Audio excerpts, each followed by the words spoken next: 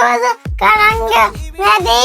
First கிழங்கு போட்டு எப்படி செய்யலாம் சொல்லிட்டு கிழங்குக்கு தோல் வச்சுக்கலாம். கிழங்குக்கு தோலை விட்டுமா ஈஸியா உரிக்கணும். சல்லுன்னு ஒரு கோடு போட்டுக்கிடுங்க. கோடு போட்ட இடத்துல இருந்து കുരുവികൾക്ക് മംഗളം കൂടെ കളി പറഞ്ഞു സൊറ പറഞ്ഞു ഞങ്ങളും பிரிக்கணும். இதான் மரச்சினி கிழங்கு. நாங்க எல்லா தோலும் உரிச்சிட்டு வரோம்னா எல்லா கிழங்கையும் துருவல் வச்சு துருவி எடுத்துக்கிடுங்க.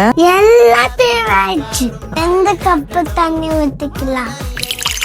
நல்லா மிக்ஸ் பண்ணிக்கலாம். நல்லா புளிச்சுக்கணும்.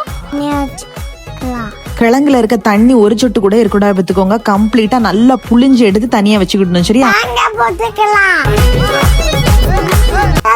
போட்டுக்கலாம்.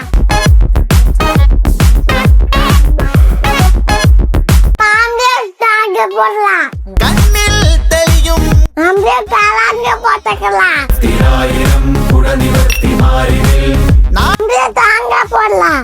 கிழங்கு நல்லா புளிஞ்சு எடுத்துருப்ப தெரியுமா? அதுக்கப்புறம் அது கூட கொஞ்சம் உப்பு போட்டு விரசி வச்சுடணும் பார்த்துக்கோங்க. அதுக்கப்புறம் புட்டு குழம்புல ஃபர்ஸ்ட் லேயர்ல தேங்காய், அதுக்கப்புறம் பாதி வரது வரைக்கும் கிழங்கு, அப்புறம் மேல கொஞ்சம் தேங்காய், அதுக்கப்புறம் மேல வரது வரைக்கும் கிழங்கு, அதுக்கப்புறம் அதுக்கு மேல தேங்காய் போட்டு மூடி வச்சுட்டு நல்லா தண்ணி கொதி வந்ததுக்கு அப்புறம் குழல வைக்கணும் பார்த்துக்கோங்க. மீடியம் ஃபிளேம்ல வச்சுக்கிட்டு 10 மினிட்ஸ் குக் பண்ணா போதும்.